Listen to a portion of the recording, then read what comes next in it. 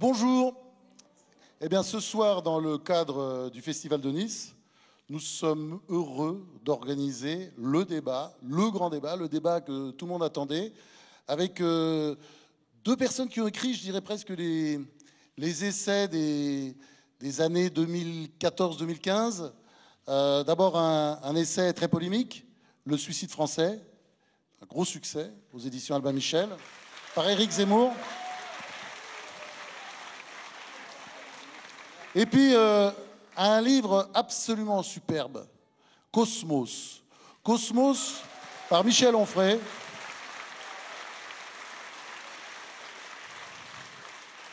C'est une tentative d'explication du monde et c'est pas fini, il y aura encore 2 tomes. Enfin, c'est un livre magnifique, c'est également un grand succès, Cosmos, aux éditions Flammarion. Alors, bonsoir à tous les deux. On vous associe souvent. Parce que vous ressemblez, je ne pense pas que vous ayez les mêmes idées, d'ailleurs on va le voir sur des tas de sujets. On va le voir. Non, vous ne ressemblez pas physiquement non plus d'ailleurs. Mais vous vous ressemblez parce que vous êtes tous les deux teigneux et vous n'avez pas peur. Et c'est vrai qu'on vit dans une société, cette société française, est de plus en plus contaminée par une sorte de peur. Et j'en ai un exemple, par exemple, cette semaine, avec la une du Point, sur les Arabes. Le Point a l'idée de faire une une sur les Arabes, mais en traitant les Arabes comme ils traitaient, je sais pas, l'Inde, la Chine, les Chinois, les Japonais, c'est-à-dire uniquement sur le plan de la civilisation. Donc c'est une civilisationnelle. Il y a tout de suite une énorme campagne sur les réseaux, attaquant le Point, ça c'est une vieille tradition pour islamophobie, et un tombereau d'insultes qui tombe sur ses dirigeants. Et ça, je trouve, c'est tout à fait frappant de ce qui se passe aujourd'hui. Et c'est bien qu'on en parle un jour où, justement, on doit se demander si on peut débattre encore en France aujourd'hui. Je sais qu'on va le faire avec vous deux, mais c'est vrai que ça devient de plus en plus compliqué. C'est-à-dire qu'on est dans le pays des anathèmes, où on ne peut pas parler de tas de choses, on ne peut pas nommer les choses. Voilà. Qu'est-ce que vous en pensez, Michel Onfray? Alors moi, je dois dire que je défends le Point, parce que le Point m'a défendu au moment où tout le monde m'a vomi dessus à l'époque de Freud. Mais je dois dire que cette une, je n'y souscris pas absolument, mais je sais ce que c'est qu'une une, parce que vous m'avez fait l'amitié de m'en consacrer deux ou trois. Plus que ça, tiens, il a oublié les autres déjà. Quelques-unes. Et ce sont souvent des arguments de vente. Et effectivement, on est obligé d'aller vite, plus vite qu'en 140 signes. Et si je me souviens bien, j'ai plus ça très exactement en tête, mais le titre, c'est Les Arabes. Et il y a un sous-titre avec quelque chose du genre du début de leur civilisation jusqu'aux problèmes qu'ils nous posent aujourd'hui. Et je trouvais que cette deuxième partie était quand même malvenue. On peut faire l'analyse de cette civilisation, de cette culture, et dire ce qu'est le Coran, etc. Mais d'imaginer que les Arabes nous poseraient problème aujourd'hui, ça me paraissait quand même pas très subtil. D'autant que l'intérieur du dossier n'aborde pas du tout ce problème-là, que c'est très sérieux, que moi j'y ai appris des choses, qu'on y interroge un historien du Collège de France qui m'a permis de prendre des notes. Henri Laurence, qui est un grand spécialiste. Absolument. Moi j'ai pris quelques notes parce que je vais faire des lectures à partir de ce dossier, mais je veux dire que le dossier ne méritait pas cette une. Mais pourquoi est-ce qu'on n'a pas le droit simplement d'écrire ça? Moi, je ne me souviens plus tout à fait de la formulation. Parce que dire que les Arabes posent problème... Mais tout pose problème. Je veux dire, les Bretons, les Corses, les Normands, les Niçois. Non. On n'entend pas ? Ça manque un peu d'humour à Nice, c'est le seul problème. Sinon, tout va bien. Non, mais ça mérite une véritable analyse. La différence entre les Arabes, les musulmans qui ne sont pas arabes. Enfin, je veux dire que c'est beaucoup plus subtil que ça. Et si on veut penser l'islam, il faut justement éviter les gros sabots. Il faut être subtil tout en essayant, c'est ce qu'essaie de faire Eric et moi aussi et quelques autres, je veux dire, d'être informé, de donner des faits, et puis d'éviter d'aller trop vite sur des sujets comme ceux-là. Alors, Éric Zemmour. Alors, ça marche ? Oui, bien sûr. Tout marche. Alors, mon cher Michel, vous m'amusez beaucoup dans votre rôle de faux naïf, parce que je vais vous expliquer quelque chose de très simple que vous savez déjà et que vous faites semblant de ne pas voir. C'est que les journaux ont beaucoup de mal à se vendre, premièrement. Deuxièmement, il y a une rupture entre les journaux qui... comme il y a une rupture avec les politiques, comme il y a une rupture avec tout ce qui incarne les élites, parce que ce mot est un peu un mot valise, et évidemment, il y a des élites autoproclamées, il y a des vraies élites. Bon. Mais manifestement, il y a dans la population le sentiment très fort, de plus en plus fort, et ça fait 6 mois que je me balade en France et je le vois grossir de jour en jour, que les élites ne parlent pas le même langage que le peuple et qu'ils ne veulent pas les mêmes choses que le peuple et qu'ils ne s'intéressent pas au sujet qui intéresse le peuple. Et donc, les journaux font exactement comme les politiques. Il faut qu'ils rattrapent par la manche les lecteurs. Et donc, ils font des unes qui leur donnent l'impression qu'ils s'intéressent au même sujet qu'eux. Et que, quand il y a des problèmes, qu'il y a des sujets qui leur posent problème dans leur vie, eh ben, les journaux doivent essayer de leur dire « Mais vous voyez, nous aussi, on s'intéresse mais vous êtes journaliste depuis très longtemps. Ben, c'est ce que fait la presse depuis toujours. Mais absolument. Là, mais j'ai pas fini. Vous n'êtes pas en train de découvrir la Lune un peu, non bon. Parce que c'est la deuxième partie qui a changé. Mais dans le cadre, l'Express, je fais exprès de citer l'Express parce que c'est le grand spécialiste de ça et je trouve que c'est les hebdos qui ont tous imité l'Express, je vais vous expliquer en quoi. Et dans le cœur des hebdos, alors là, on redresse, si vous voulez, le cœur des hebdos s'adresse, alors là, aux élites. Et on leur dit, vous voyez, on a fait une une un peu populiste, comme on dit aujourd'hui, mais dedans, on va expliquer aux gens que ce n'est pas du tout ce qu'ils croient et on va les rééduquer. Et du coup, ça donne des choses d'ailleurs plutôt intéressantes. Dans Le Point, il y a l'interview du grand spécialiste de l'islam. Henri Laurence, j'ai déjà donné le nom pour la... Pardon, oui, mais qui est remarquable. Oui, bien sûr, non, remarquable. Je ne plaisante pas du tout, elle est remarquable. Collège de France, professeur au Collège de France. Par exemple, j'ai appris une chose, oui, j'ai retenu que le wahhabisme, qui est donc un littéralisme musulman, a pris son essor parce que les Arabes qui étaient vaincus depuis, en gros, l'expédition d'Égypte, donc on pourra en reparler des heures, se demandaient comment renaître, comment revenir à la surface, et se sont inspirés des protestants qui sont revenus au texte littéral. Donc vous voyez, j'ai appris ça, je l'ignorais, et j'ai trouvé ça passionnant. Mais tout ça pour vous dire qu'il y a une dialectique assez hypocrite, il faut bien le dire, qui est que, comme les journalistes traitent un peu par le mépris les préoccupations des gens, et que ça se voit dans les ventes, ils essayent de rattraper ce mépris par des unes un peu racoleuses. Je trouve qu'il y a une dialectique. Enfin, non, mais je ne veux pas la défendre, non, le Point, mais le Point est un des rares journaux. Le Point en général, non, mais c'est un journal qui n'a pas de problème de vente. Il a toujours pris comme ça un parti pris, je parlais disons, comment dire, subversif, oui, c'est ça, anticonformiste. Ça a toujours été le parti pris de ce journal. Oui, mais anticonformiste quand même, je suis désolé. Par rapport à d'autres titres, c'est certainement l'un des plus anticonformistes aujourd'hui en France. Ça dépend sur quel sujet. Mais on ne va pas discuter. Oui, d'accord. Juste un mot, on peut dire qu'un certain islam pose problème. Ce n'est pas exactement la même chose que dire les Arabes nous posent problème. Je pense que si vraiment on veut pouvoir... Michel. Alors là, vraiment, je pense que c'était pas l'idée du titre et c'était pas l'idée du journal et c'est pas ce que pense ce journal. Michel. Moi, j'y suis plus depuis 1 an et demi, j'y vais quand même souvent. L'idée que les Arabes pourraient poser au problème... Le sous-titre, l'idée que les Arabes... Je me souviens plus exactement du sous-titre, mais l'idée que les Arabes pourraient poser problème aux Français, mais c'est une idée absurde. C'est vrai que... c'est pas une idée absurde. Non, c'est ce qui fait problème. C'est là la différence. Excusez-moi. Non, ce qui fait problème. Non, ce qui fait, c'est une pratique religieuse. Non, Eric. pas du tout. Pardonnez-moi. Vous pouvez laisser passer Zemmour, s'il vous plaît, madame. Merci. Non, pardonnez-moi. Vous faites semblant de ne pas voir les choses. Il y a d'abord, quand Michel dit un certain islam, moi je veux bien. Enfin, lui-même explique, je l'ai vu faire la leçon, je jubilais devant mon écran à Alain Juppé, lui-même a expliqué qu'il fallait lire le Coran, donc il y a différents islams, mais il y a quand même un seul texte. Et dans ce Coran, comme Michel l'a très bien dit... Il y a des prélèvements possibles. Voilà. Et pas les mêmes. Comme toujours. Ah oui. Comme toujours. Mais si on prélève parmi les sourates agressives et dangereuses, on n'a pas le même islam que quand on prélève, par exemple, la fameuse sourate issue du Talmud qui nous dit pas de contrainte en matière de religion. Ça fait 2 islams quand même. Non, mon cher Michel. Et assez incompatibles quand même. Et si. Non. Mais si on veut bien penser la chose, il faut... Ça ne fait pas 2 islams. Pardonnez-moi. Si. Pardonnez-moi, pas du tout. Pour des tas de raisons. D'abord parce que en islam, dans le Coran, le dernier texte est supérieur aux autres. C'est ce qu'ils appellent la règle de l'abrogation, premièrement. Et deuxièmement, de façon beaucoup plus conjoncturelle, le wahhabisme, qui est un littéralisme et qui donc s'applique et qui applique littéralement le texte, est en train de vaincre tous les autres. C'est ça l'époque. Et troisièmement, quand on parle arabe et musulman, je sais bien, évidemment, que tous les arabes ne sont pas musulmans et que Bah tous oui. les musulmans ne sont pas arabes. Il suffit d'aller en pays arabe. Non, mais merci. Que tous les musulmans ne sont pas terroristes. Non, mais, merci. Non, merci. mais si on veut penser finement, il faut quand même éviter. Non, mais ça, c'est bien de le dire au départ. Non, mais d'accord. En plus, c'est pas gênant d'ailleurs. C'est bien de le dire au départ. On le dit. Mais maintenant, il faut nuancer dans la nuance.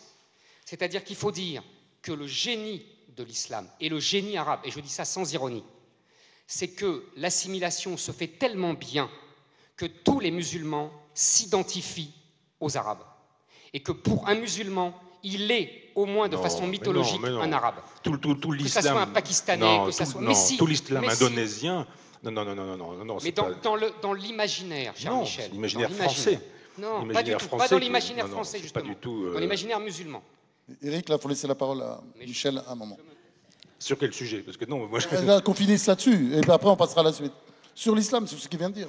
Oui, donc moi je pense qu'il faut effectivement considérer qu'il y a des islams et qu'on doit pouvoir récupérer un islam républicain. Mais il y a plein de... Non, mais...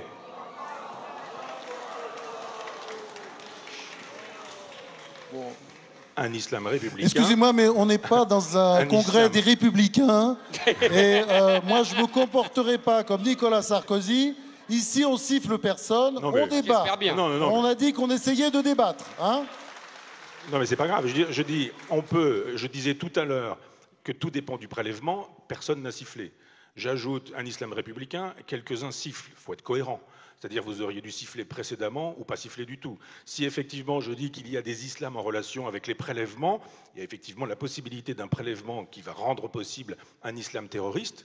Et on le sait et on le voit, mais il y a aussi un autre islam qui rend possible, avec les prélèvements qui seront faits, un islam républicain. Je vois bien que, par exemple, quand Juppé dit qu'il n'a jamais lu le Coran, combien, parmi ceux qui vont à la messe le dimanche et qui sont dans cette salle, ont lu la Bible? Combien sont capables d'avoir une discussion un petit peu technique sur ce qui distingue l'Exode, le Deutéronome, le Lévitique? C'est tout à fait normal. Parce que le catholicisme n'est pas un texte du livre. Non. Ce n'est pas une religion. Le problème, il n'est pas là. C'est que inscrit dans l'histoire, et il faut faire de l'histoire et pas de l'idéologie. Quand on fait de l'histoire, il y a une diversité des islams, il y a des lectures possibles du Coran, il y a des sourates abrogeantes, des sourates abrogées, je le sais bien, sauf que personne ne peut nous dire quelles sont lesquelles. Si. Non. C'est chronologique. Non, pas du tout. C'est chronologique, c'est facile. Mais si vraiment, et les plus guerrières sont les dernières. Si vraiment on veut faire un travail très précis, le Coran a été écrit sur plusieurs siècles. De sorte... Ah ben oui, non mais faisons de l'histoire pour le coup et pas de l'idéologie. Et quand on fait de l'histoire, il y a eu des Corans divers et multiples. Mais ça ne se dit pas. Mais des Corans divers et multiples jusqu'à ce qu'à un moment donné, on décide qu'il y aurait un Coran. Et aujourd'hui, on ne parle plus que d'un seul Coran. Où est la vérité? Mais certains diront... comme la Torah. Non, mais certains diront le Coran le plus près, le plus vrai est celui qui est le plus près du prophète. D'autres diront, mais non, pas du tout, c'est le dernier. Parce qu'on sait très bien que si on a envie d'être agressif, on va justifier la Mecque ou Médine. Si on a envie d'être pacifiste, on va justifier la Mecque ou Médine, etc. Et que c'est a posteriori qu'on fait ces choses-là. Il y a des gens qui ont envie d'être violents, Coran ou pas, et il y a des gens qui, Coran ou pas, ne sont pas violents. Il suffit simplement de regarder autour de soi. Tout le monde connaît des musulmans qui boivent de l'alcool, qui mangent du porc, qui sont républicains, qui n'ont jamais voulu de vote communautariste. Ça existe aussi. Ils ne sont plus musulmans, Michel. Non, mais c'est comme les chrétiens qui aujourd'hui... Mais il y a des chrétiens aujourd'hui... Non, ils le sont. Il y a des chrétiens aujourd'hui qui ne croient pas au ciel, au paradis, au purgatoire, à l'Immaculée Conception, qui ne savent pas ce qui distingue l'Assomption de l'Ascension. Ils ne sont plus chrétiens. Eh oui, mais ils sont catholiques. Mais ça, j'y peux rien. Non, ils sont de culture alors à ce moment-là, il ne reste plus beaucoup de catholiques. Et on n'est même pas bien sûr. On est bien d'accord. Et on n'est même pas bien sûr que le jour où le pape François nous dit que si on dit du mal de sa mère, il va mettre une gifle à l'autre, on n'est même pas bien sûr que le pape soit catholique. On est bien d'accord. Alors si même le pape ne l'est plus, effectivement, on va avoir du mal. Alors... Eric répond et après on passe à la suite du débat. Parce qu'on a d'autres sujets. Hein. Ah bon, d'accord, très bien. Non, mais c'est très simple. Je pense que je suis en désaccord avec les deux branches de l'alternative de Michel. Quand il dit il y a un islam terroriste, je ne suis pas d'accord. Il n'est pas terroriste. Excusez-moi. Simplement, il applique, on pense au califat islamique, on pense aux frères Kouachi, etc. C'est ça quand il parle d'islam terroriste, j'imagine. Pas du tout. Pour moi, le califat islamique applique de façon littéraliste le Coran. Le Coran, c'est très simple, cher Michel. C'est pas le dernier, le premier, le pas dernier, le premier. C'est être Mahomet. C'est ça. tous les musulmans sérieux vous le disent. Il faut refaire tout ce qu'a fait Mahomet. Or, Mahomet, il n'a pas seulement dit aimez-vous les uns les autres, pour paraphraser Jésus-Christ, il a aussi dit il faut tuer, il faut exécuter, etc. Et il l'a fait, contrairement à Jésus et contrairement même à Moïse dans la Torah, qui était un chef de guerre, mais qui, lui, ne participait pas au combat. Vous connaissez l'image des bras qu'on portait, c'est-à-dire qu'on portait les bras de Moïse comme ça, et quand Moïse se tenait les bras en l'air, les Hébreux gagnaient dans le désert, et dès qu'ils baissaient les bras par fatigue, ils perdaient. Et c'est pour ça qu'il y a deux types qui sont venus lui soutenir les bras. Pourquoi je vous dis ça? Pour vous montrer qu'il y a une différence de comportement. On n'est pas d'accord sur Jésus. Est-ce que je peux répondre sur Jésus? Parce que quand on dit Jésus, pacifique, etc. Jésus, il a tué personne. Il a tué personne, sauf qu'il nous met dehors les marchands du temple avec un fouet. Mais il ne tue pas. Mais il ne tue pas. Il ne tue jamais personne. Non. Voilà. Je voudrais finir là-dessus en disant que c'était le Jésus qu'Hitler aimait beaucoup. Il y a dans Mein Kampf que dans Mein Kampf. Je suis désolé, qui a lu Mein Kampf? On va recommencer. Vous avez le droit de... Ah bah là, il n'y a pas grand monde. Hein. Bah oui, mais moi je l'ai lu. Ah oui, mais moi je l'ai lu.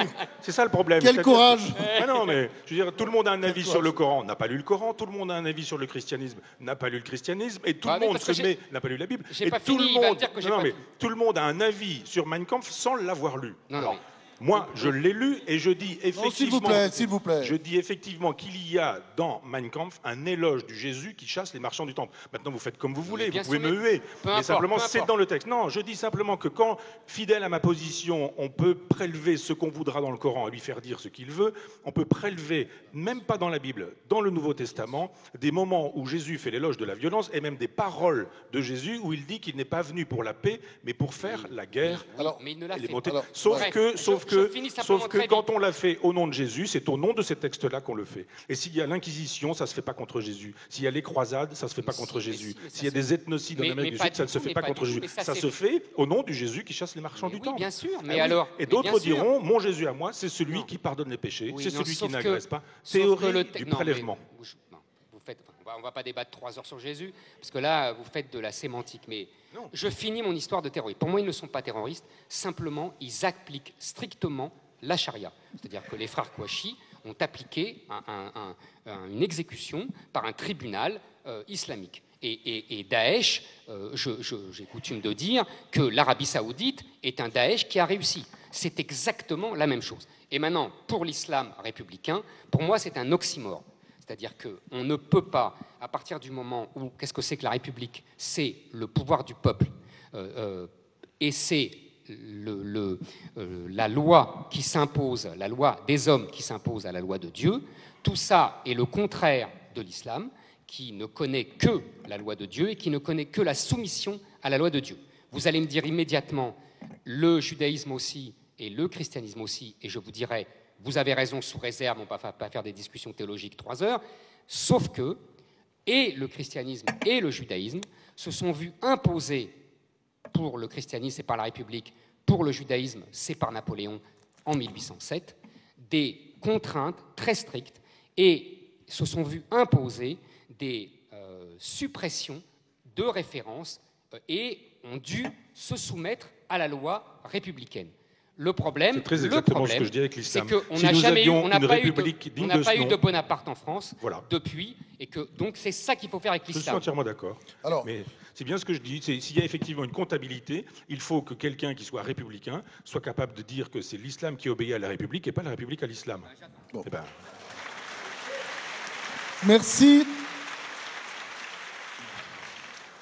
Donc c'est intéressant ce débat quand il a commencé, parce que je vous demande vraiment de rester calmes les uns les autres, parce que l'idée de ce débat, c'est quand même, peut-on débattre en France? Moi j'aimerais bien qu'on puisse montrer, d'autant plus que ce débat est télévisé, qu'on puisse montrer qu'on peut débattre à Nice sans forcément s'insulter dans le public. Alors, moi oui, non mais vraiment, un peu de calme, ça fera du bien. Donc là on va lister un certain nombre de problèmes. On pensait que ce débat... comment dire, ce n'est pas vraiment un débat. Moi, j'étais sûr qu'il y aurait des points de désaccord. Vous voyez, déjà, ça commence sur l'islam.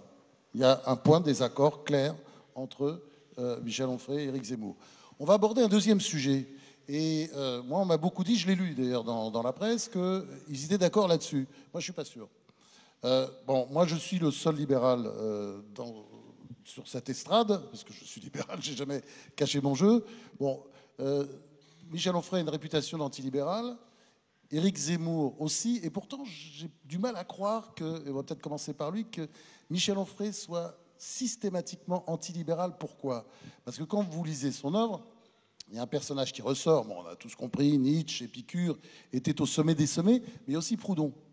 Et Proudhon, il y a un tel anarchisme dans Proudhon qu'on n'est pas très loin du libéralisme. On est quand même en marge du libéralisme, c'est-à-dire que, vous verrez, dans quelques années, il ira dedans. Ouais, ça c'est clair. C'est clair. C'est l'évolution normale. Michel Onfray, non? Vous me prédisez un avenir de vieux con, mais c'est déjà le cas. Alors, oui, je suis d'accord avec Éric sur l'antilibéralisme, mais il y a plein de façons d'être antilibéral. Donc on est d'accord sur l'idée qu'effectivement le libéralisme est une catastrophe pour la France. La France qui est un pays qui n'est dominé par une sorte de communisme mou, puisqu'il y a 57% de dépenses publiques, de dépenses d'État. On est quand même sous un régime de communisme mou que de libéralisme. Dictature libérale. Oui, enfin, ce qu'il y a de libéral dans un pays où il y a 7% de dépenses publiques. Enfin bon, ça c'est ma... Si, non mais je vais répondre à ça, c'est un sujet fondamental, j'allais en parler. Je vais définir mon libéralisme. Le libéralisme, le système dans lequel l'argent fait la loi. L'argent fait la loi. Donc c'est pas terrain, c'est un moment où on nous dit c'est l'argent décidé. Ça, tout le monde est contre, forcément. Non, tout le monde est pour. Mais dans les maisons d'édition, on voit bien. Aujourd'hui, qui décide de la fabrication d'une couverture? Qui décide d'un titre? Les commerciaux. Qui décide qu'un manuscrit va devenir un livre ou ne va pas devenir un livre? Les commerciaux. Et même quand le directeur éditorial se met à penser comme un commercial. Est-ce qu'on va faire de l'argent avec ce livre ou est-ce qu'on va pas faire d'argent? Si on fait de l'argent, on le prend. C'est mauvais, pas grave, on fait de l'argent. Celui-ci, c'est génial, on va pas faire beaucoup d'argent. On va vendre 200 exemplaires, mais ça risque de marquer l'histoire de la littérature ou de la pensée. On ne le prend pas. C'est ça le libéralisme. Mais vous avez raison, comme il fonctionne actuellement, le libéralisme est une contrainte de chaque jour. Donc on a effectivement les inconvénients du libéralisme et pas les avantages du libéralisme. Alors mon libéralisme, effectivement, il passe par la communauté, la coopération, la mutualité, la fédération, ce qui n'exclut pas l'État, ce sur quoi nous nous retrouvons tous les deux, parce qu'il y a chez Proudhon, le dernier Proudhon, celui de théorie de la propriété, cette idée que l'État peut garantir l'anarchie. L'anarchie n'étant pas le désordre, entendons-nous bien, mais c'est presque la définition du libéralisme, ça, cette définition-là. Non, oui, bien sûr. Non, presque, tout est dans le presque. Le libéralisme dira pas besoin d'État pour ça. Oui, mais quand il est caricatural. Il y a une main invisible. Quand il est caricatural, enfin on peut pas. C'est plus. Enfin oui, c'est. Raymond Aron n'aurait jamais dit ça. Bah bien sûr, enfin je sais pas. Même Adam Smith n'aurait pas dit ça d'ailleurs. Ah pardon, excusez-moi. Mais là, on est entre nous.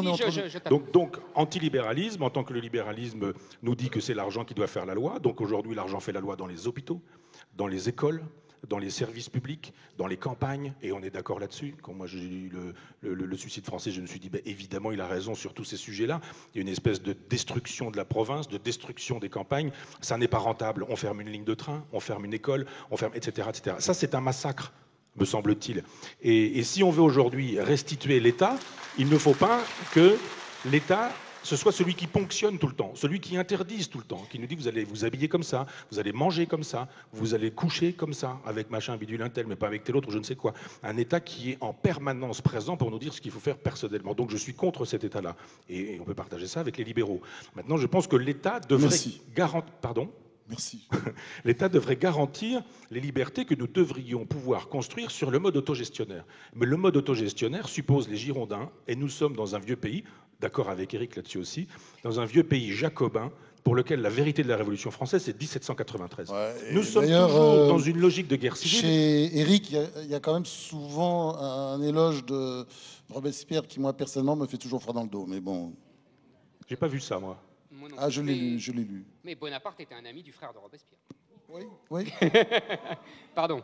J'ai dit, Robespierre peut-être pas, mais en tout cas, Bonaparte était un des meilleurs amis du frère de Robespierre. Donc, voilà. Auguste, hein. Voilà. C'est à moi ? Bon. Alors, je vais essayer d'abord l'argent. J'entends bien ce que dit Michel. Je me méfie toujours un peu quand on attaque là-dessus, parce qu'en fait, autant que je me souvienne, j'ai toujours entendu que l'argent régnait. Vous savez, dans Moi je suis fou des Mémoires de Saint-Simon, et à toutes les pages, il explique que le règne de Louis XIV, c'est le règne de l'argent, et il explique que la plus grande honte qu'il ait connue, c'est quand le banquier Samuel Bernard a, au bras du roi, visité le chantier de Versailles, et que Louis XIV s'est transformé en guide, et que Saint-Simon se sentait humilié parce que le roi des rois se transformait ainsi en guide pour un banquier, un financier, infâme, etc. Donc, la domination de l'argent, c'est vraiment une constante, et en l'occurrence, c'est très chrétien. De la part de Michel de dire ça, il montre bien qu'il est fondamentalement chrétien. Et c'est pas une insulte dans ma bouche, au contraire. C'est un chrétien qui ne se connaît pas encore, mais vous verrez. Et voilà, c'est ce que je veux lui dire. Et venant de moi, c'est encore plus savoureux. Alors, deuxièmement, le libéralisme. Alors, c'est une discussion sans fin, parce que moi, j'ai pas l'impression d'être anti-libéral, ça dépend des définitions. Si le libéralisme, c'est l'économie de marché, je ne suis pas anti-libéral. Si le libéralisme, c'est la possibilité, contrairement au régime communiste d'antan, de pouvoir créer sa petite entreprise et de pouvoir la faire grossir, je ne suis pas anti-libéral. Si c'est le libéralisme, c'est le fait d'avoir des relations libres, de permettre effectivement de pouvoir grossir avec pas trop de charges, j'y reviendrai, d'impôts, etc., je ne suis pas anti-libéral. Je vous rappelle que le modèle moderne du colbertisme, donc a priori du dirigisme, il revendiquait le mot, c'était le général de Gaulle, et qu'à l'époque du général de Gaulle, il y avait 33% de prélèvements obligatoires. C'est-à-dire aujourd'hui, je crois que même les États-Unis sont au-dessus. Donc c'est pour vous dire qu'on peut discuter longtemps de ça.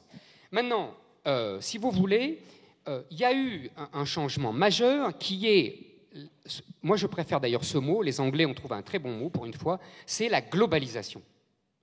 Et non pas la mondialisation, qui est un mot idiot, puisqu'il y a une mondialisation depuis que Christophe Colomb a découvert l'Amérique. C'est grotesque. En revanche, la globalisation, on voit bien qu'il y a non seulement une mondialisation des échanges, mais aussi une globalisation idéologique. On voit bien que ça a un sens. Et là, Michel a raison, c'est cette globalisation qui a complètement chamboulé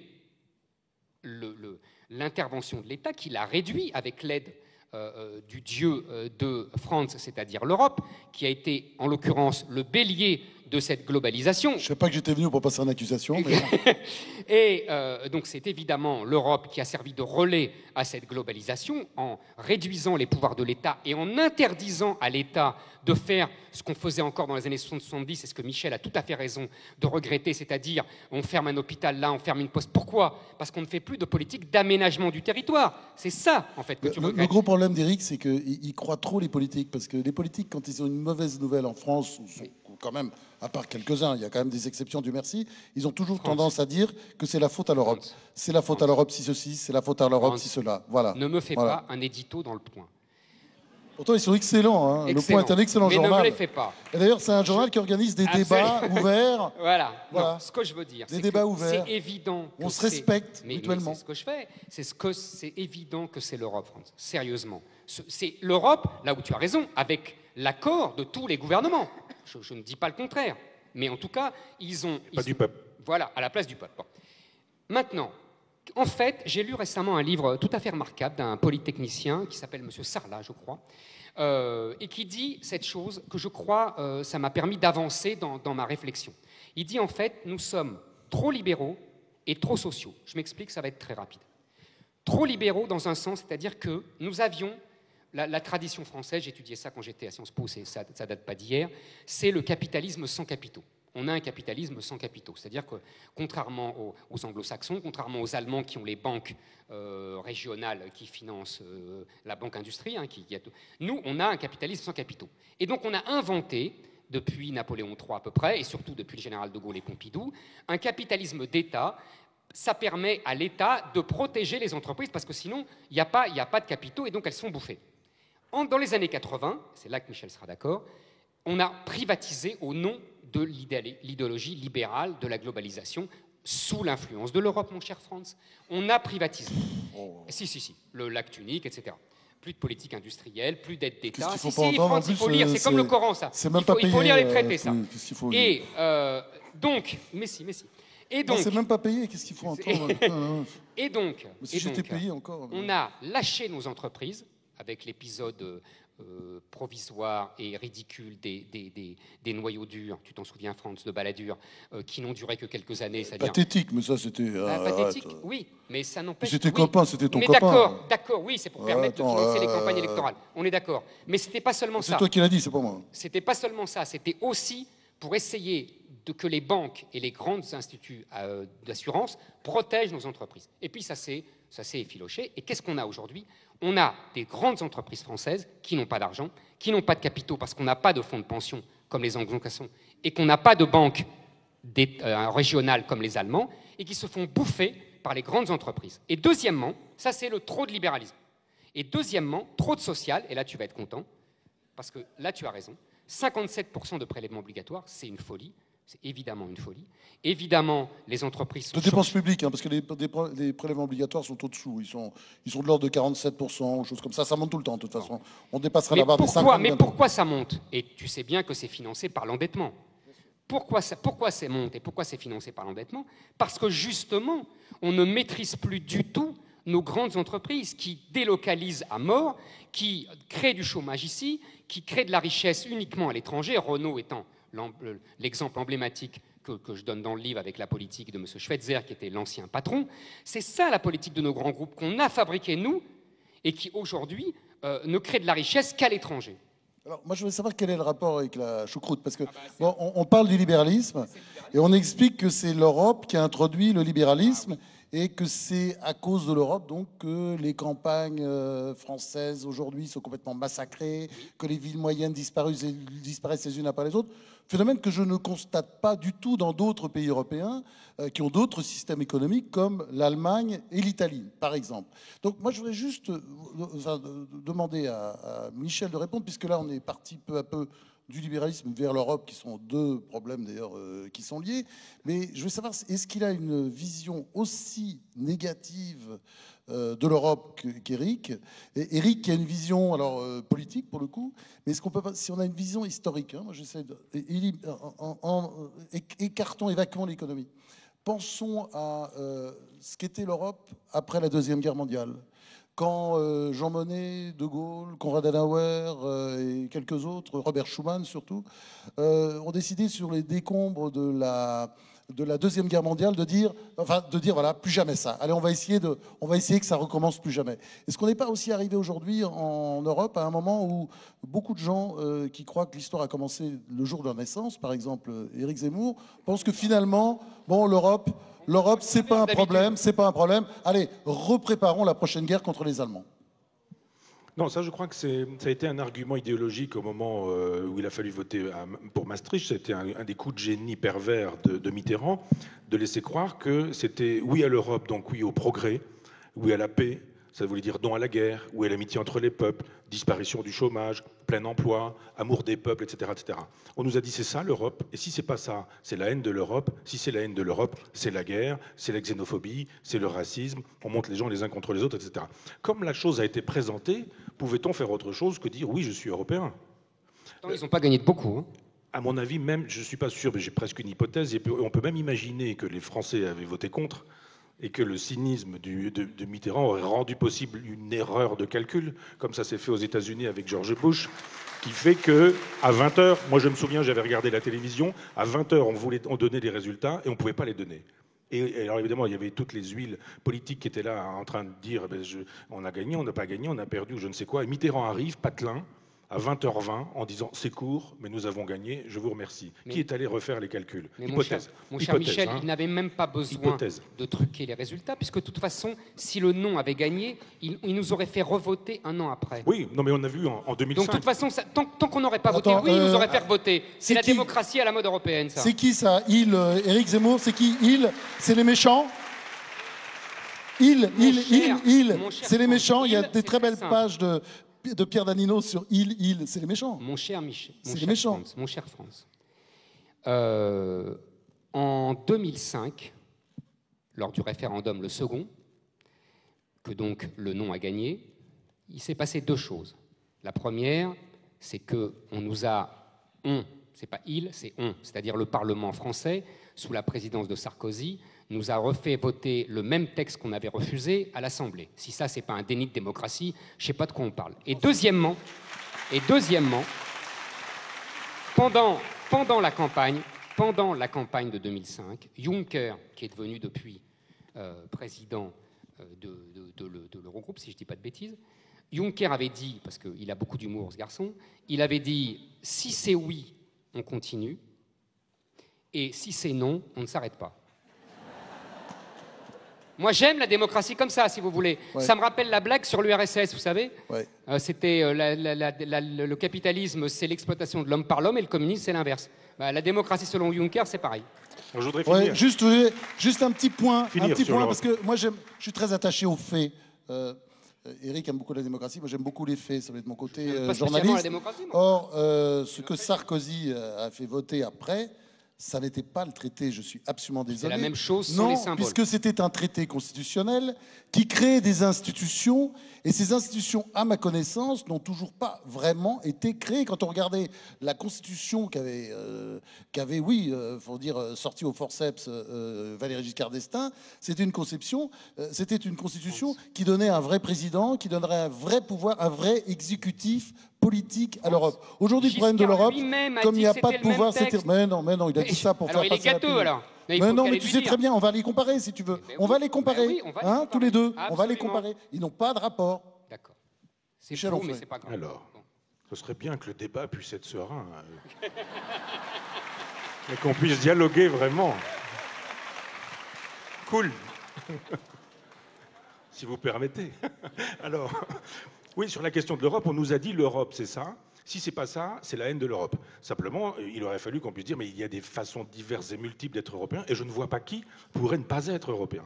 Moi, tous les amis que j'ai qui n'ont pas voté, et Eric l'est probablement aussi, il est européen, mais pas l'Europe libérale. Simplement, si l'Europe est libérale, c'est pas non plus une espèce de monstre qui fonctionne seul, c'est simplement parce que les pays libéraux ont fait de l'Europe l'Europe libérale.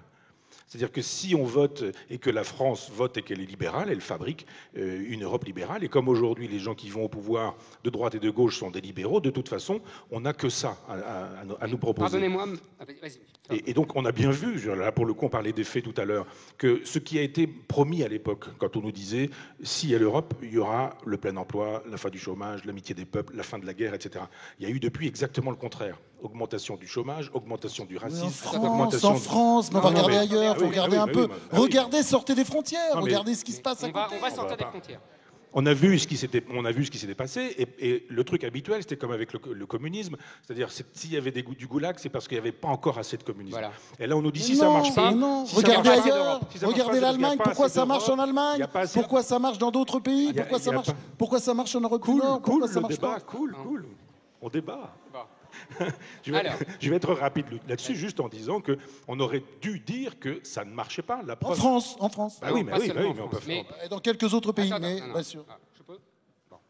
D'abord, France, il ne faut pas mettre dans le même sac Jean Monnet et le général de Gaulle.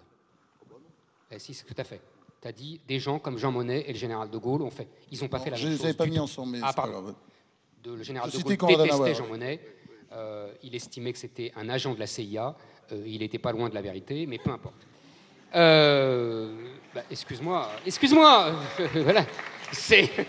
Je m'excuse. Bon. Deuxièmement... C'est même pas payé, il faut entendre des trucs comme ça. Oui, c'est embêtant, la réalité, c'est fou. Deuxièmement... la réalité, c'est la fantaisie. Non, c'est pas la fantaisie. Il était lié, depuis la Première Guerre mondiale, aux services américains. Et ce sont les services américains qui ont financé tous les mouvements pro-européens dans les années 46-47. Merci. Applaudissez. Oui, applaudissez, parce que c'est la vérité. Et Sheila était un homme aussi. Oui, c'est ça. Bon... enfin, la vérité. Je continue. Donc, il y a deux Europes. Et moi, je ne me plaçais pas sur la discussion avec Michel sur le libéralisme. Ça vient après, si tu me permets. Le début, c'est une Europe, les vieux débats de notre jeunesse, à tous. C'est Europe fédérale, Europe des États. Tu te souviens, on se souvient tous de ça. C'est la polémique entre le général de Gaulle et Jean Monnet, justement, et les démocrates chrétiens. En fait, L'Europe, au départ, c'est une idée démocrate chrétienne. C'est la volonté de l'Église et des démocrates chrétiens de refaire l'empire européen sur les ruines des États-nations qui ont été ruinés par les 2 guerres mondiales. C'est ça l'origine. Et on a un type qui s'élève contre ça, c'est De Gaulle. Voilà tout. Attends. Et en fait, je vais grossièrement, on n'a pas 3 heures, mais c'est quand même ça. Et le résultat, c'est que les deux ont échoué. C'est là où je suis d'accord en partie avec toi. C'est que l'Europe fédérale a échoué. C'est le référendum de 2005, on n'en aura plus. Et l'Europe des États a évidemment échoué. Et sur cet échec, ce double échec, il y a, sur cette ruine, si tu veux, des 2 modèles qui auraient pu, après tout, se penser. Tu vois, soit l'Europe des États à la De Gaulle, soit une Europe impériale avec une sorte d'empire, une espèce de nouveau Bonaparte, un nouveau Charles Quint, etc. On aurait pu imaginer. Non, on a l'entre-deux qui est le pire.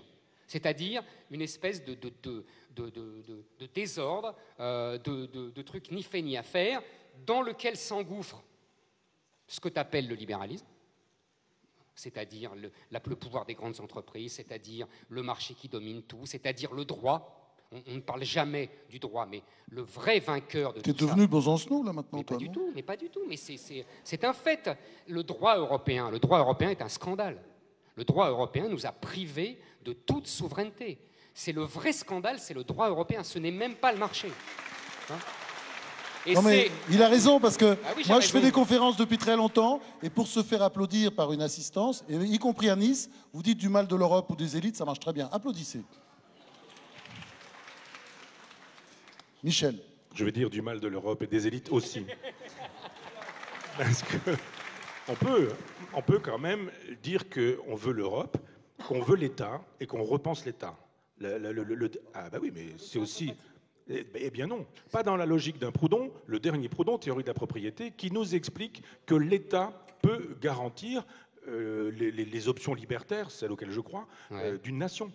Proudhon dit à la fin de sa vie, à la fin de son œuvre en même temps, que... Là, on a un vrai sujet. Ah oui, que l'État, on est dans une vieille logique allemande, germanique, hegelienne, philosophique, enfin l'État avec une majuscule, et on considère qu'on essentialise l'État, il faudrait aimer l'État ou ne pas aimer l'État. Mais le droit aussi, c'est très germanique. C'est-à-dire bien sûr. Notre conception du droit européen, elle est germanique Absolument. aussi. Et pas latine, comme on est d'accord. On est d'accord. C'est-à-dire que si on veut repenser l'État, et on peut le faire, et on doit le faire, et pas du tout dans les catégories de l'absolu, du genre on aime, on n'aime pas. Ça, c'est la grande philosophie allemande, la grande tradition de la philosophie allemande. C'est plus subtil, la tradition française. Elle n'est pas dialectique, elle n'est pas hegelienne, et elle est pragmatique.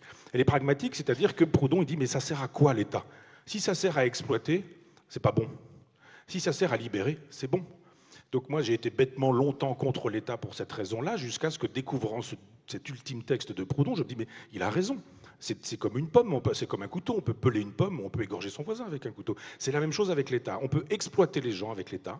On a vu ce que ça donnait avec le fascisme dont l'État est l'instrument absolu. On peut aussi libérer les gens avec l'État. Le général de Gaulle faisait de l'État un instrument de la libération de la nation, du peuple et de la souveraineté. Et il était traité de fasciste par toute la gauche. Évidemment, absolument. Non, mais on est d'accord aussi là-dessus. Donc je pense que si vraiment on voulait penser à gauche, ça les changerait. Mais il pourrait effectivement avoir une autre conception de l'État en disant l'alternative, c'est pas l'État ou pas d'État, c'est un autre État.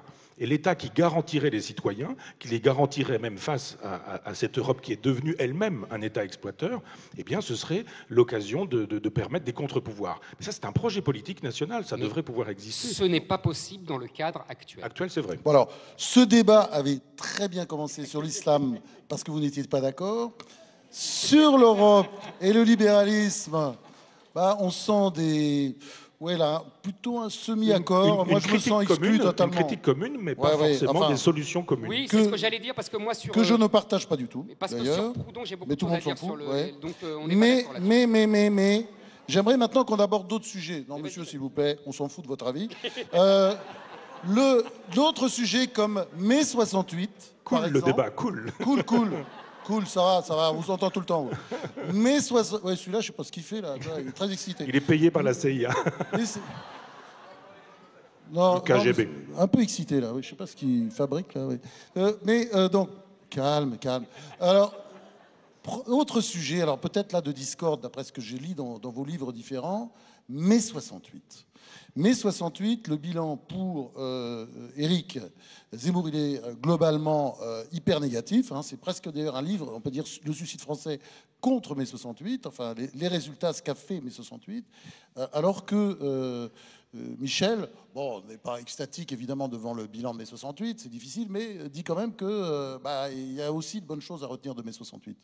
On commence par Michel. Oui, alors d'abord, j'avais été très étonné en lisant Malraux, en lisant Les chaînes qu'on abat, de découvrir que mai 68 avait eu lieu presque partout sur la planète. C'est ça qu'on oublie la plupart du temps. C'est-à-dire quand il nous dit il y a eu des choses sur les campus américains. Mexico. Choses, bien sûr, mais oui, ça a commencé. C'est même fondamental. On en reparlera, mais absolument, c'est fondamental. Absolument. Les campus américains, c'est fondamental. Absolument. Comme on est, nous, franco-français, jacobins, centralisés, parisiens, etc., mai 68, ce sont les barricades du quartier latin avec Cohn-Bendit, son sourire devant des CRS, etc. Des espèces de bons points qu'on donnait aux élèves, de mythologie.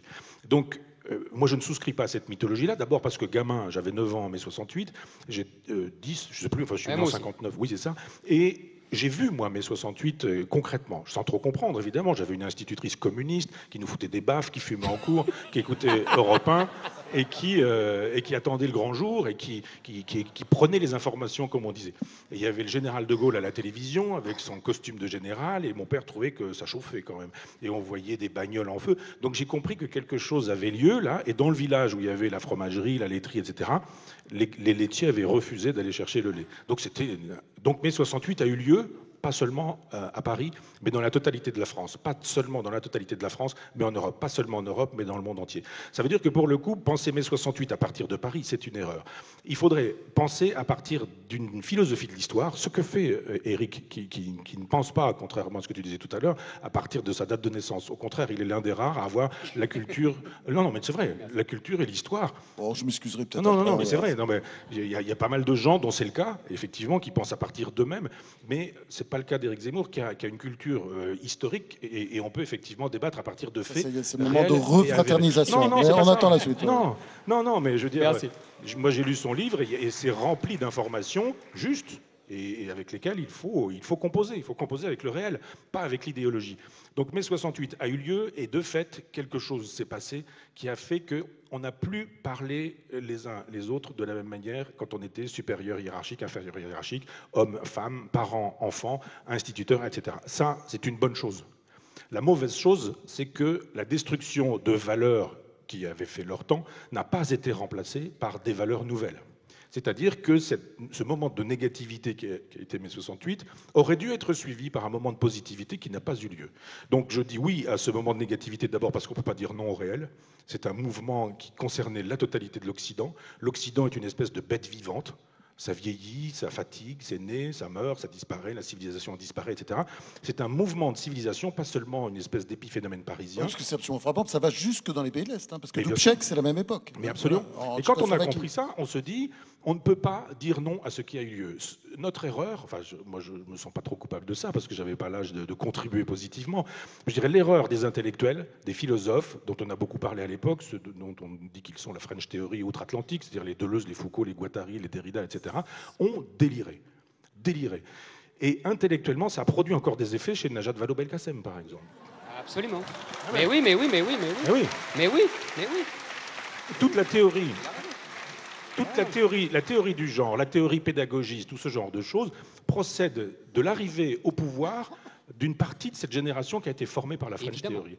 Et on ne peut pas faire comme si ça n'avait pas eu lieu. Alors c'est très beau sur le papier, la French Theory, la théorie du genre. C'est très beau sur les campus, quand on nous explique que le masculin, féminin, les hormones, la biologie, la nature, tout ça n'existe pas. Nous sommes des concepts, nous sommes des êtres de papier dans un temps de la disparition de l'individu et de la mort de l'homme. C'est bien sur un campus. Sauf que quand ça produit des effets dans la réalité et que dans mon école, l'école de mon village, 500 habitants, on nous fait le coup de la théorie du genre avec des gamins qui sont déjà perdus et qu'on les perd sur leur identité sexuelle, on se dit, il y avait effectivement un travail de positivité, un travail de valeur de substitution qui n'a pas été fait, auquel cas mai 68 a fait un travail intéressant de nettoyage pour que l'histoire puisse avancer, mais l'histoire n'a pas avancé parce qu'elle s'est mise à bégayer et à faire des choses terribles. Et le constat qu'on fait aujourd'hui est 10 fois terrible, quoi. Donc alors, le bilan... Je peux répondre ? Donc, pour Michel Onfray, vous avez compris, sur la fin, c'est très négatif, mais enfin, globalement, quand même, c'est plutôt positif. Hein. Oui, si c'était à refaire, il faudrait le refaire, disons-le voilà. comme ça. Et pour Éric Zemmour, c'est totalement négatif. Alors, d'abord, il faut bien comprendre, et Michel a tout à fait raison, de dire que c'est un mouvement occidental très profond qui vient des États-Unis, qui vient des campus américains dans les années 60, qui a été remarquablement analysé. Mouvement noir aussi, en même temps, aux États-Unis. Attends, c'est exactement ce que j'allais dire. C'est évidemment lié. Qui a remarquablement été analysé pour la France par Revel, qui a été sans doute... Génial. Vraiment, pour travailler sur mon livre, j'ai relu des tas de bouquins. Ni Marx ni Jésus. Exactement. Et c'est brillantissime. Le type a tout compris dès le début des années 70. C'est remarquable. Et pour les États-Unis, j'encourage tout le monde, même si c'est un peu casse-pied à lire, c'est Christopher Lasch qui a le mieux analysé cette évolution. Voilà. Alors, qu'est-ce qui s'est passé? En fait, et mai 68, je finis, la spécificité française quand même, que Michel a balayé avec dédain, c'est d'avoir, c'est la spécialité des Français depuis 3 siècles, c'est qu'on met des mots sur les événements. Et on met des mots, pas toujours les bons, sur les événements. C'est-à-dire qu'on a mis, dans un premier temps, une logorrhée marxiste sur un événement qui ne l'était pas. Et en tout cas, qui était individualiste, et qui était une défense et de l'individu et des minorités, tu as tout à fait raison, Franz, puisque c'est le début des mouvements noirs, c'est le début des mouvements féministes, et avec le règne de l'individu roi. Ça, c'est comment dire, le destin posthume de mai 68. Parce que sur le moment, moi j'ai le même âge que Michel et on ne comprend rien évidemment, mais sur le moment, les acteurs eux-mêmes ne comprennent rien, puisqu'ils lui donnent un discours marxiste de lutte des classes collectiviste, alors qu'il y a la grève générale des ouvriers, ils croient qu'on refait Lénine. Alors qu'en fait, pas du tout. On ne refait pas du tout Lénine. C'est là où Revel avait tout à fait raison, ni Marx, ni Jésus. Maintenant, c'est là où je ne serais pas d'accord avec Michel. Je pense que, qu'est-ce que c'est que ce mouvement, aujourd'hui, avec le recul, hein, pas avec la logorrhée marxiste de l'époque. Qu'est-ce que c'est que ce mouvement? C'est en fait un mouvement qui détruit les structures traditionnelles. La famille, la nation, la patrie, etc. L'Église. En fait, c'est le deuxième épisode de 1789. C'est ça, c'est fondamental. Le deuxième épisode, c'est la suite et fin. Sauf que, tant qu'il y avait l'affrontement qui a occupé tout le XVIIe siècle, tout le XVIIIe siècle, tout le XIXe siècle, entre cette poussée de l'individualisme émancipateur que défend Michel et les résistances des structures traditionnelles, Église, famille, etc. Il y avait une dynamique, il y avait une dialectique, il y avait quelque chose de très positif, parce qu'en fait, il y avait des structures traditionnelles qui tenaient bon et qui assuraient la continuité historique de la civilisation, et puis il y avait cet individu qui essayait de se cogner comme ça et qui essayait de s'émanciper de tout ça. Je crois qu'à partir de mai 68, les structures traditionnelles sont définitivement mortes. Et que c'est ça notre catastrophe. Notre catastrophe, c'est que l'individu émancipé est tout seul. Et donc, ce n'est pas, contrairement à ce que dit Michel, des délires de la déconstruction, ce n'est pas, je suis d'accord sur, ça va de Deleuze à Najat Vallaud-Belkacem, ça c'est vrai, mais ce n'est pas des délires, c'est simplement l'individu roi que tu valorises, mais qui est devenu fou parce qu'il est tout seul, parce qu'il n'a plus de structure traditionnelle pour le contenir. Et c'est pour ça qu'il y a un capitalisme fou que tu dénonces, et c'est pour ça qu'il y a un consumérisme fou, et c'est pour ça qu'il y a un féminisme totalitaire qui se transforme en théorie du genre. Mais ce n'est pas un délire, tu comprends? C'est simplement le bout du film. Oui, mais...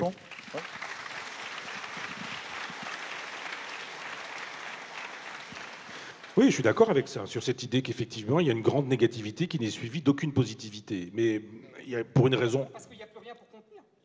Pour une raison bien simple, c'est que Mitterrand avait envie du pouvoir. Et que tout cet après mai 68, parce qu'il y a mai 68 et il y a l'après mai 68, et on confond souvent les mêmes choses, les deux choses. C'est-à-dire qu'il y a un mouvement qui est sauvage, divers, multiple. Les communistes ne l'aiment pas beaucoup. Il y a des anarchistes dans la rue, il y a des trotskistes, il y a des situationnistes, il y a des gens qui sont là parce que les autres y sont, il y a des gens qui ont envie d'autre chose. Enfin, c'est vraiment très divers et très multiple. Et puis après, il y a l'esprit de mai 68, qui fait effectivement, et tu as raison, que l'individu se retrouve dans un moment de nihilisme généralisé dont nous ne sommes pas sortis, parce que des gens auraient pu à l'époque nous sortir du nihilisme. De Gaulle, hélas, c'était trop tard, on lui a signifié son congé, il est parti, et on s'est aperçu que un pouvait éventuellement cristalliser une positivité de la gauche, ça aurait été Mitterrand, dans l'opposition. Il avait commencé à le faire. Le Mitterrand d'avant 81 est un homme de gauche. Il parle à gauche, du moins. Il parle la langue marxiste, comme il dit. Absolument. Et il la parle très bien. Absolument. Il le dit lui-même, d'ailleurs. Mais oui. Et on aurait pu imaginer que, fédérant l'écologie, le féminisme, le désir d'une autre pédagogie, etc., il ait une positivité s'il avait aimé la France, s'il avait aimé la République, s'il avait aimé non pas le pouvoir pour le pouvoir, mais le pouvoir pour faire quelque chose. Il arrive au pouvoir, il s'est servi de ce nihilisme-là comme d'une espèce d'escalier, il est passé, il est arrivé au pouvoir. En 83, il dit ça y est, fini de rigoler, la rigueur, le fameux libéralisme, l'Europe, et puis je vous ai bien eu. Et quand Mitterrand dit mai 68, ça a été 10 ans de perdu pour moi. Il dit en fait, il n'y aurait pas eu mai 68, je serais arrivé 10 ans beaucoup plus tôt et on aurait pu faire des choses. Après De Gaulle. C'est ça. Et on se dit, mais on voit bien, toi tu le connais mieux encore avec les biographies que tu as pu écrire, sur l'espèce de cynisme de ce personnage, mais oui, enfin, qui se ressemble, ça semble. Oui, oui. Mais ouais. Moi aussi, je sais faire applaudir une salle. Non, mais je veux dire, il va regretter d'être venu, Franck, en fait. Et on voit comment le personnage n'avait rien à faire de la gauche, rien à faire de la République, rien à faire de Jaurès, rien à faire du peuple. Beaucoup à faire de l'Europe. Oui, évidemment, oui. pour sauver sa peau. Sauver sa peau. Non, mais il avait des convictions. Mais lui il aurait pu parce qu'il fait des. Il avait des convictions d'ailleurs. Il y avait des gens bien avec lui. N'oublie pas, Mitterrand, c'est cet homme malade qui tient à peine debout et il a besoin, avant de partir, de faire 2 discours, l'un à Strasbourg, l'autre à Berlin. Ah, vous voyez. C'est la lutte finale. Nous, mais on va chanter l'international. On appelait ce débat peut-on débattre en France. On pensait qu'on pouvait débattre à Nice. Je pense que c'est très très Attends, surtout quand ça ne plaît pas à la salle. Mais je vais finir quand même. Non, mais comme ça ne plaît pas à la salle, il faut continuer. Et la phrase de Mitterrand qui voulait dire comme ça, la voix chevrotée, cette belle phrase, c'était non, pas du tout. Ah non, c'est vrai, c'est pas lui. C'est une phrase d'ailleurs prophétique pour Éric. Je donne mon corps à la France. Le nationalisme, c'est la guerre. Et c'est faux. Voilà. Mais c'est une phrase fausse. C'est pas une phrase de cynique. C'est une phrase fausse. Ça n'est pas une phrase de cynique. C'est quelqu'un qui en a bavé pendant la guerre, comme mais plein de gens qui en ont soupé pendant la guerre. Alors, voilà. Bon, alors, juste un mot parce que moi je voudrais qu'on aborde un autre sujet. Très bien, d'accord. Je suis pas du tout d'accord avec lui. Enfin. Non, mais vraiment, moi, je crois au grand homme. Hein. Et je crois au grand homme de gauche aussi. Moi aussi, je crois au grand homme. Et Mitterrand était un très petit homme. Moi, je crois au grand homme, mais bon. Mais je crois en l'occurrence que Michel se trompe et que on peut faire le procès de Mitterrand, mais c'est pas le sujet. Je vais pas du tout me placer sur ce plan-là. Au moins, on se ferait applaudir. On peut non, mais oui, mais justement, je vais pas le faire. Justement, je vais pas le faire. Mitterrand, les élites, l'Europe. Mitterrand a exploité ça, oui, avec cynisme, oui, mais il est largement dépassé par ce mouvement. Non, mais vraiment, j'en ai pour 2 phrases.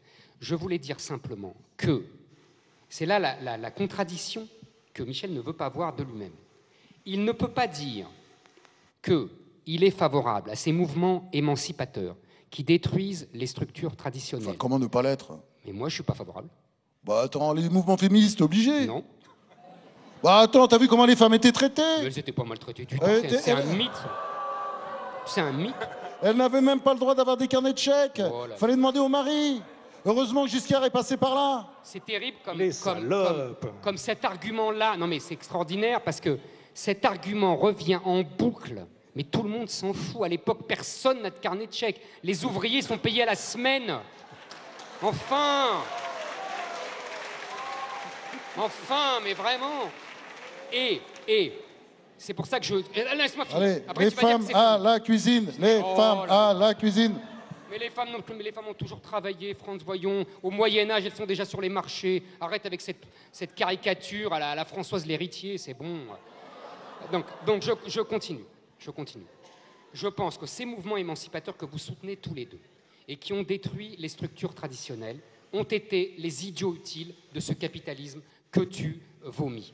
C'est-à-dire que tu ne peux pas défendre les uns et attaquer les autres. Il faut choisir. Soit tu es toi aussi l'idiot utile de ce capitalisme-là, soit simplement tu dis « Ah bah oui, il aurait peut-être fallu réfléchir avant ». Ces mouvements-là... Tu veux dire on envoie les chars contre les femmes et les noirs, c'est ça? Non, mais je résume. Sérieusement. Non, sérieusement 2 minutes. Non, sérieusement 2 minutes parce que c'est important. C'est important. Je pense, c'est pour ça que je citais tout à l'heure Christopher Lasch. Christopher Lasch explique très très bien comment le capitalisme américain, dès les années 20, a utilisé et le mouvement des suffragettes féministes et s'est servi des psychanalystes et des psys en tout genre pour détruire le patriarcat ouvrier, pour faire des ouvriers des machines à taylorisme et pour que les gens deviennent des consommateurs. Je veux dire, c'est vraiment important. L'analyse de Christopher Lasch est brillante et elle ne date pas de mai 68, elle date des années 20. Et les années 60 ont été que la conséquence de cette action-là. C'est pas là, on n'est pas dans la caricature et j'essaye d'être le plus honnête possible. Et c'est pour ça que je dis, il faut choisir. Soit on dit bravo ces mouvements émancipateurs, et je peux comprendre. Vous voyez, je peux comprendre. Mais on ne vient pas après me dire « Ah, c'est horrible ce capitalisme consumériste et exploiteur ». Non, il faut choisir. Réponse de Michel. Alors, je persiste à dire qu'il fallait ces mouvements émancipateurs, que le statut des femmes était quand même catastrophique avant. C'est pas vrai, mais c'est un mythe, ça. On va pas refaire... Tu crois que c'est pas catastrophique aujourd'hui d'avoir 10 journées en une? Enfin, ah non, mais je dis pas ça. Alors, non, arrêtons avec le sort des femmes. Juste... Bah si, quand même. Je veux dire, si, l'avortement, la contraception, la possibilité de divorcer, la possibilité de... La contraception n'existait pas. Pas passer sa vie à se faire frapper par un mari qui aurait tous les droits. Non. Ça, là-dessus, c'est impossible de ne pas souscrire. Enfin, le problème, il n'est pas là, il est que dans... Mais c'est des lieux communs idéologiques. Non, mais pour répondre à ta remarque, il y a un mouvement d'émancipation qui n'est pas suivi par une positivité. C'est ça mon problème. Et c'est pas parce que la positivité n'a pas suivi qu'il faut critiquer le mouvement de négativité ou le moment de négativité. Je veux juste dire que l'après-mai 68 aurait dû permettre aux leaders de gauche, à des leaders de gauche, que ce soit Georges Marchais, que ce soit Mitterrand ou que ce soit Robert Fabre à l'époque, chacun dans son domaine, ou d'autres encore, ça pouvait être Alain Krivine dans le paysage politique de l'époque, de dire que fait-on de positif? Il y a des valeurs à gauche. Il y a des valeurs à gauche qui font qu'on doit pouvoir proposer pour le travail, pour la famille, pour la patrie, s'il ne faut pas prendre ces instances-là, pour l'école, pour le rapport à son propre corps. On aurait pu, à l'époque, avoir des individus, parce qu'il y avait des gens qui pensaient, qui étaient des pragmatiques. Je songe à Chevènement, je songe à Badinter. Voilà des gens qui étaient capables à l'époque d'avoir... Mais ils n'étaient pas d'accord. Hein. Non, mais parce que, pour des raisons bien simples, c'est que Mitterrand a fait de l'électoralisme comme aujourd'hui à gauche, voulait être élu, quand il a été élu, voulait être réélu, et n'a rien eu à faire de la France, de la République, de la trace dans l'histoire. Non, je pense qu'un grand homme de gauche, c'est pas quelqu'un qui veut être élu et réélu. Mais ça dépassait Mitterrand, ça dépassait tout ça. Ça l'a dépassé parce que ça faisait bien son affaire. Tout à l'heure, tu t'es moqué très judicieusement, et ça a agacé Franz, et j'étais d'accord avec toi, quand tu as dit on nous fait exactement comme le communisme, si ça ne marche pas, c'est qu'il faut plus de communisme. L'Europe, si ça ne marche pas, c'est qu'il faut plus d'Europe. Et tu fais la même chose. Tu nous dis, si mai 68 n'a pas marché, c'est qu'il fallait encore plus de gauche. Non, j'ai pas dit ça. Non, j'ai pas dit ça. Simplement, non. Ça ne marche pas. Je le redis en une phrase, je dis il y a eu un moment... Il n'y avait plus de contraintes. La contrainte, c'est bien. C'est tout. C'est ça qu'il faut apprendre. Et comme on a détruit toutes les contraintes... J'ai pas dit le contraire. Non. Je dis qu'on pouvait, le moment de négativité était nécessaire, la preuve, il a eu lieu. Je dis juste... Ça, c'est un providentialisme. Non, ça, c'est tout est bien. Lisbonne, il y a un tremblement de terre à Lisbonne, c'est Dieu qui veut bien. Le mot bien, je ne l'ai pas utilisé. Ah si, t'as dit la preuve, il a eu lieu. Non, je dis ça a eu lieu. Maintenant, après que ça ait eu lieu, il y avait la possibilité de repenser et la gauche, et la République, et la France, et la nation, etc. Non. Les gens du CRS le faisaient à l'époque avec Chevènement. Mais ils avaient une vision traditionnelle de la République qui reposait sur une société hiérarchisée qu'on avait abattue. Mais personne ne veut que la hiérarchie disparaisse. Simplement, non. Mais bien sûr que si. Non, jadis, avant mai 68, disons-le comme ça, la hiérarchie était de droit divin. C'était l'homme sur la femme, c'était les parents sur les enfants, quel que soit le père, quels que soient les parents, c'était le patron, etc., etc. Moi, je suis pour la hiérarchie dans la mesure où elle est consentie et librement consentie. On doit pouvoir accepter qu'effectivement, des gens sachent et d'autres ne sachent pas. Par exemple, l'idée qu'à l'école, ce soit les enfants qui apprennent des choses aux enseignants, C'est du délire. C'est pourtant ce qu'on nous enseigne aujourd'hui. Je pense qu'effectivement, on doit pouvoir, à gauche, proposer des valeurs qui soient post-68 hard et qui ne soient pas dans la logique du « avant, c'était un homme, une femme pour la vie. Si c'était une catastrophe sexuelle, il fallait faire semblant de faire comme si ce n'était pas le cas. On avait un mari violeur, on trompait son mari, on faisait 5 enfants. Mais c'était ça, la vie avant. Ben après, il y a eu la contraception, il y a eu l'avortement, il y a eu la possibilité du divorce. Juste aller jusqu'au bout de mon truc pour dire que ça n'a pas été idéal dans la mesure où on a dit maintenant tout est possible, tout est pensable, allons-y. Et on a eu des intellectuels qui ont défendu la pédophilie, on a eu des partous dans des groupes... Mais ça, c'était les années 70, hein, oui. Je te rappelle. Hein. Et bien c'est pour moi la négativité. Oui. Simplement l'idée que... Non, c'était la liberté. Associer la sexualité à ce qu'elle était précédemment, c'est-à-dire la famille, la tradition, la reproduction, etc., associer la sexualité à ces choses-là. Ça n'a jamais été associé, tu lis Casanova et tu sais que c'est pas associé. Mais ça, c'était des élites. Mais c'était pas des élites, tout le monde raisonnait comme le ça. Le libertinage de l'aristocratie, le peuple... Non, enfin, mais non. Juste dire que nous avons, à gauche, manqué le train des valeurs. Et nous aurions pu défendre des valeurs de gauche qui auraient permis d'éviter... Le réactionnaire, c'est-à-dire au sens étymologique, c'est pas une insulte, hein, mais celui qui voudrait restaurer un ordre ancien en disant c'était mieux avant, en disant non, c'était pas mieux avant, mais ça aurait pu être mieux que ce qui a eu lieu parce qu'il y a eu un défaut de pensée, un défaut de réflexion, un défaut de positivité et que nous sommes coupables de ce défaut. Michel, tu es, pardonne-moi, une nouvelle incarnation d'une phrase que j'adore et qui est maintenant un peu galvaudée, c'est la phrase de Bossuet, Dieu rit de ceux qui déplorent les effets dont ils chérissent les causes. Et tu viens d'en donner une nouvelle preuve. Et non, je persiste à croire que les valeurs sont encore à construire. Moi, je n'ai pas fait mon des valeurs, elles ne se construisent pas. Elles sont le produit des siècles de civilisation. Elles ne se construisent pas comme ça. Justement, c'est une transition pour... là, on arrive à la fin de ce débat. Qui a été... Ah oui, c'est vrai on serait bien resté toute la soirée, mais il y a un concert, l'opéra, voilà, il a toute une vie et on est obligé de respecter. Alors voilà, donc la question pour terminer. Moi, j'ai juste une question sur l'avenir. Comment vous le voyez, l'avenir? Évidemment, on ne pourra pas épiloguer pendant des heures là-dessus. Mais bon, il y a Michel qui est pessimiste, au fond, qui a une vision très pessimiste de l'histoire. De l'autre côté, Éric est pessimiste, mais je ne suis pas sûr qu'il le soit tant que ça. C'est-à-dire, il est très pessimiste. Alors, on commence par qui? Allez, une bataille de pessimistes, alors, maintenant. Allez, Michel?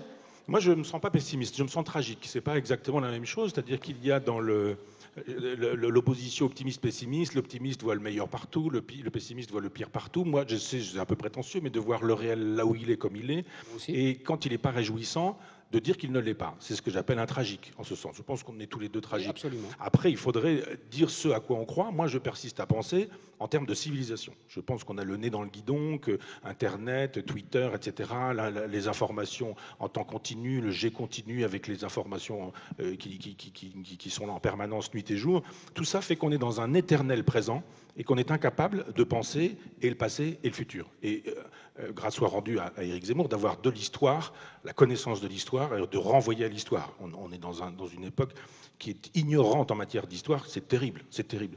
Je crois juste que quand on est dans une perspective de civilisation, relire Hegel, ses leçons sur la philosophie de l'histoire, y compris des philosophes dont il suffit de prononcer le nom pour se faire insulter, Spengler, Toynbee, pas pour dire qu'on est spenglerien, mais juste pour dire qu'on doit pouvoir sortir du vieux schéma chrétien et marxiste, du genre le progrès toujours, et on s'en va vers une espèce de parousie du prolétariat ou ce genre de choses, mais de dire non, ça ne se passe pas comme ça. Tout le monde a vu les pyramides, tout le monde a vu le Parthénon, tout le monde a vu le Forum romain, et tout le monde a vu que ces civilisations étaient mortes.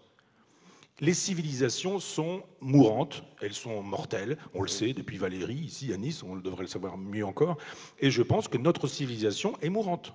Alors je ne dis pas c'est bien, c'est pas bien, on devrait faire ceci pour conjurer, il faudrait revenir à des valeurs anciennes ou je ne sais pas quoi, je dis juste qu'il y a un constat qui s'effectue et qui fait la démonstration, après on va pas rentrer dans le détail, mais que le judéo-christianisme a eu lieu, qu'on peut en faire une date de naissance en disant, voilà, Constantin, début du IVe siècle, avec une espèce de montée jusqu'au XIIe siècle, par exemple, quand on voit le nombre des monastères cisterciens qui se construisent au XIIe siècle, on se dit, il y a une grande vitalité chrétienne, simplement, ça s'en va, ça disparaît doucement, et là, nous sommes en queue de comète, nous avons fait notre temps, cette civilisation est morte. Il reste à peu près ce qu'Épicure faisait à l'époque où il ouvre son jardin, c'est-à-dire de dire le bateau coule, mais il y a la possibilité d'être dans un salut personnel, c'est-à-dire d'être droit, d'être debout, et de dire le nihilisme ne passera pas par moi. Alors,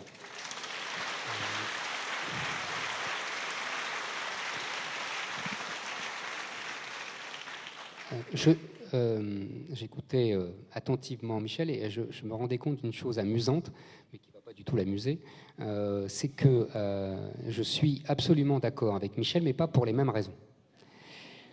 C'est-à-dire qu'effectivement, je suis moi aussi un esprit un peu tragique, qu'on caricature en pessimisme.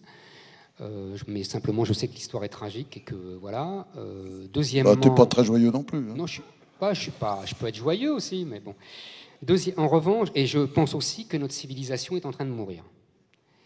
Maintenant, contrairement à Michel, je ne pense pas que ce soit notre civilisation judéo-chrétienne qui meurt. Je m'explique en 2 mots, c'est très simple. La civilisation judéo-chrétienne, elle est morte depuis longtemps.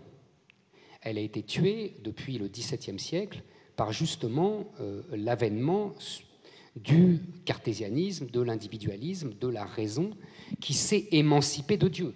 Hein, le fameux mot de Nietzsche, Dieu est mort, qui ne veut pas dire, mais Michel le saura 10 fois mieux que moi, l'expliquer beaucoup mieux que moi, qui ne peut pas dire que Dieu est mort, mais que Dieu est en train de mourir justement dans l'esprit des gens, et que c'est pour ça que la civilisation est en train de changer. Cette civilisation qui reposait sur, je disais l'individu, sur la science aussi, hein, sur le règne de la... Pardon ? Sur le règne de la science. Oui, de la laïcité, madame, absolument, c'est lié aussi, c'est-à-dire une séparation de la religion et de l'État.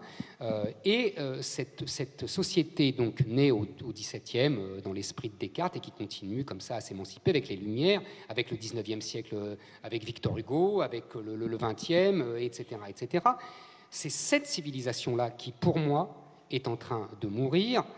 On a tous les deux, pas pour les mêmes raisons, mais tous les deux moqué la théorie du genre, on a tous les deux dénoncé le consumérisme fou, on a tous les deux dénoncé l'individualisme fou. C'est l'aboutissement, pour moi, de cette civilisation-là que je décris. Et c'est pour cela, et c'est là mon point de désaccord avec Michel, c'est pour cela que, paradoxalement, je suis moins dur avec la gauche, parce que je pense que Mitterrand et d'autres que tu conspues se sont ralliés à un nouveau modèle parce que leur modèle républicain de gauche que tu défends n'est plus opérationnel, tout simplement parce que c'est désuet. Et que, en gros, je pense, pour répondre précisément à ta question, que nous sommes sortis de cet univers qui est né sur les ruines des guerres de religion. C'est-à-dire comment on empêche les guerres de religion, c'est avec tout ce que j'ai dit, la laïcité, la technique, l'individu, la rationalité, etc. Et que nous revenons aux guerres de religion. C'est-à-dire que nous avons fermé une parenthèse et qu'aujourd'hui, pour des raisons positives et des raisons négatives, les raisons positives, c'est le besoin de spiritualité, c'est le besoin qu'on n'est pas qu'un consommateur, qu'on n'est pas qu'un producteur. On voit bien partout, l'islam n'est pas le seul pour redémarrer à notre discussion du début, mais ce besoin de spiritualité va aussi s'accompagner d'affrontements terribles entre religions. Et que je pense que c'est là que nous allons. Petit mot de la fin, l'un et l'autre. Un petit mot de la fin, non? Tu veux? Petit mot de la fin? Court, hein? Ça va? Ouais. Pas de mot de la fin? Les affrontements, je ne sais pas. Ça, je n'ai pas d'idée là-dessus. C'est pas impossible. Je suis toujours très étonné. Mais plutôt étonné aussi parfois dans le bon sens, c'est-à-dire quand on nous dit tout est catastrophique, l'islam nous guette, ils sont tous là, ils veulent mourir, etc. Ça fait 2 ou 3 jours que je suis à Nice. Dès qu'on est à une terrasse de café, on voit des avions qui sont atteignables par des armes qui sont en circulation. Ça n'a heureusement jamais eu lieu. Donc je me dis, on nous fait... que ça peut être pire. Non, certes, je suis d'accord. Non, mais je veux dire je suis d'accord. Non, mais tout le monde nous dit la guerre est pas loin, la guerre est possible, etc. Je veux dire, les bazookas ou les machins comme ça, c'était en vente sur Internet quasiment. Et on se dit là, n'importe qui peut se mettre dans une chambre d'hôtel et puis viser un avion et exploser 500 personnes. C'est fort heureusement, entendons-nous bien, ça n'a pas eu lieu. Donc je me dis à un moment donné, l'idée de la guerre civile, peut être agitée comme un fantasme. Je me dis juste qu'il y a des attentats, c'est trop. Il y a un régime... C'est pas un fantasme pour moi. Non, j'ai dit il y a. J'ai pas dit on fantasme sur l'idée qu'il y aurait des attentats. J'ai dit il y en a. Simplement, quand on regarde on regarde l'histoire, je dirais, on se dit c'est une péripétie. On n'est pas dans une logique de guerre civile où on ferait exploser des avions, où on ferait dérailler des trains, où ce serait là en permanence. Alors on peut dire on n'y est pas encore. C'est ça. Oui, moi je pense pas forcément je ne pense pas forcément qu'on y aille. Je pense que ça se fera plus en douceur. Je pense qu'on y va tout doucement. Ça sera plus en douceur. Le mot de la fin, c'est quoi? Je pense qu'on y va tout doucement. Et d'une certaine manière, on pourrait peut-être conclure sur quelqu'un auquel on est souvent associé. Le roman de Michel Houellebecq est très intéressant parce qu'il montre comment les choses se font en glissant doucement. Pas forcément avec la violence, mais simplement avec ce dans quoi les Français ont quand même aussi pas mal excellé, la collaboration. Et je trouve qu'il y a parfois des façons de mettre en évidence la collaboration. On regarde, Eric et toi, France, vous aurez probablement les chiffres, mais c'est quoi la collaboration en 40? C'est quoi la résistance? 1%, 2%, quoi. Exactement. Voilà. C'est rien du tout. C'est rien du tout. Voilà. C'est ce que j'allais dire. Oui. Donc il n'y a pas besoin. Et c'est une guerre civile. Entre collaborateurs et résistants, c'est une guerre civile. Après, on est dans l'hypothèse concernant le déroulement de l'histoire. Je ne dis pas que ça n'aura pas lieu. Je dis simplement que là où nous en sommes, le pire n'est pas encore au rendez-vous, comme on a trop souvent tendance à le dire. Je vois de temps en temps comment le pire pourrait être au rendez-vous si vraiment les choses étaient aussi désespérées qu'on veut bien le dire. Pour le coup, je vais finir avec une note optimiste. Moi, j'ai envie de finir avec une note d'humour. Hein. Les prédictions sont très difficiles toujours. Surtout pour l'avenir. Surtout en ce qui concerne l'avenir. Hein. C'est une vieille blague anglaise. Et puis c'est vrai que, disons, pour paraphraser Bernanos, c'est toujours plus sympa d'être un imbécile optimiste qu'un imbécile pessimiste. Hein. Ça se porte mieux, non? Vous ne trouvez pas? Bon, enfin bref. Peut-on débattre en France? Je crois qu'on en a donné la preuve ce soir. Deux personnes qui ont fait 2 livres qui ont agité beaucoup le monde éditorial ces derniers mois. Le Premier ministre. Le suicide français d'Éric Zemmour et Cosmos, le premier tome d'une série de 3, hein, c'est une trilogie. Cosmos, vers une sagesse sans morale, aux éditions Flammarion de Michel Onfray. En tout cas, voilà, ils ont démontré tous les deux, et je les en remercie, que on peut ne pas être d'accord, et Dieu sait si vous n'êtes pas d'accord sur beaucoup de sujets, et puis en même temps, discuter en se respectant. Merci à vous. Merci. Merci.